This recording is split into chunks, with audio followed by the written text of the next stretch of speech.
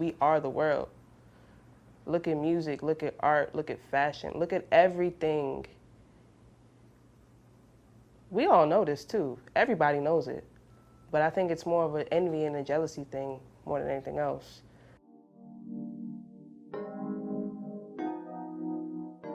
My name is Shay Guerrero. I'm from Floral Park, Long Island, and I'm 24 years old. I was born in Queens, Jamaica, Queens, with my mother, my father, and my 2 older sisters. It was like a regular family life. Like, my father's from DR, so he has that influence on us, and then my mother's from Florida. And then my older sisters were just very, I don't know, like just the big older sisters that were always there for me. They brought me everywhere. We moved out of Queens to Floral Park after my mom passed. The reason why we moved to Floral Park, Long Island was because my dad works there. So we moved into a little apartment over there. We were living there rent-free for a couple years, just because, you know, it was hard for us at the time. My mom passed away when I was 3, so that has a lot to do with why I even got into art. I was very lonely when I was younger. Like, I'm gonna just get to the point. I was very lonely when I was younger. My oldest sister, had a baby when she was 18, I think.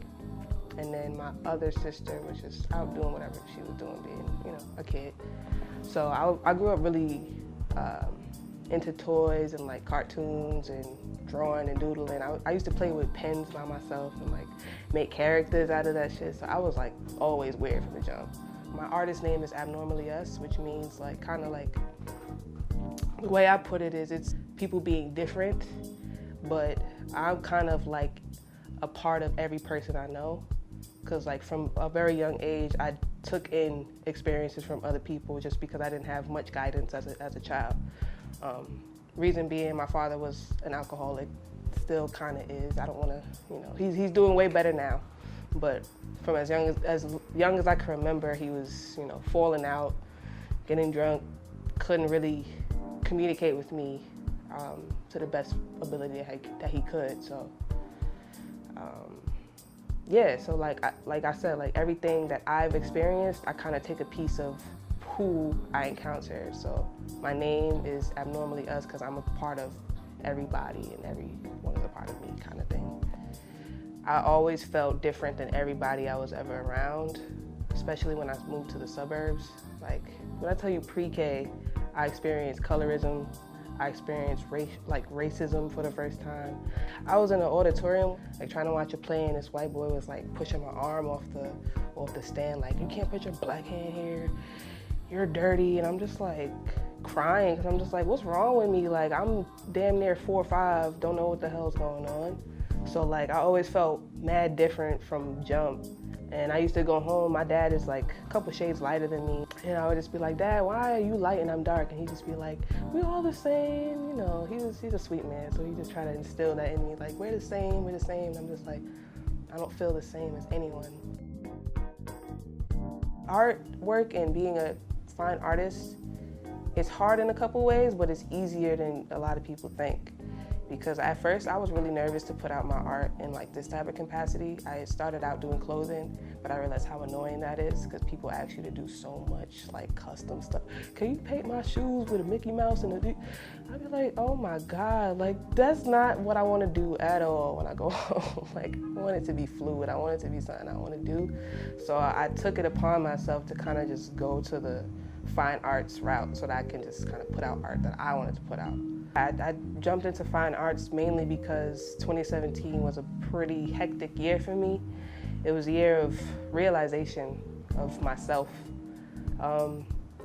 mainly because I was living my life very loaded in the sense of always being drunk, always being high everywhere I went. I didn't realize what anxiety was until 2017. I didn't realize what depression was until 2017. I didn't realize what sadness was and suicide was until 2017. That's a year of reflection. I reflected on myself.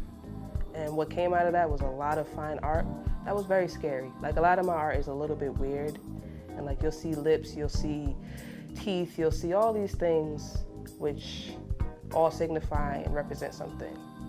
I'm working on a lot of things right now. I'm actually just trying to get a couple commissions out of the way so I can focus on my stuff that I'm trying to do. So Aside from commissions, I do like logos and stuff like that for people.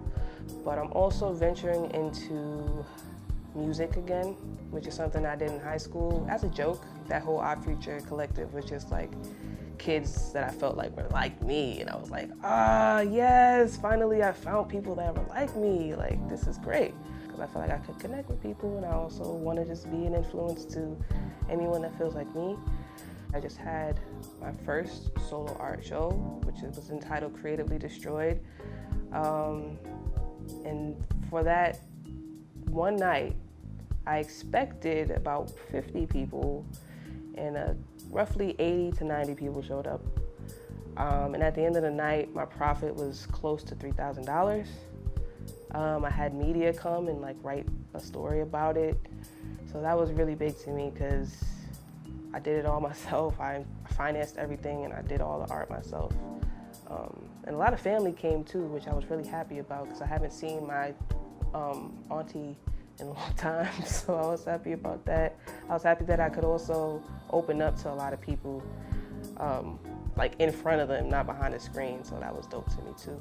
Also, I think just finally taking my mental health seriously is an accomplishment of mine, because I put it on the back burner for a lot of years, and I didn't realize how important it is to take care of yourself until I needed to, and there was no other choice, because I think when people, all right, let me not say people, when I was starting to treat people that I loved in the wrong way, and I realized it had nothing to do with them, it had more to do with me. I was just like, I need to just figure out what's going on within my body, within my family, and just different things so that I can feel, okay.